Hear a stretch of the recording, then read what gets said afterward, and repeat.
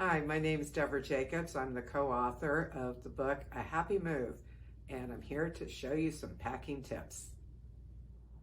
Here is my tip for wrapping small objects. You know, all those refrigerator magnets you have, or small stones you collect, or seashells. Get yourself a roll of paper towels.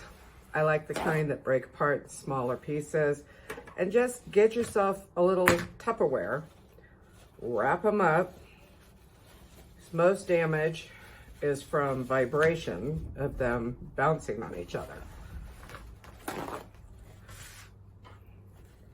And just wrap them all up and put them in the little Tupperware container. And when you're all done with them all, put the lid on it, stick it in a box.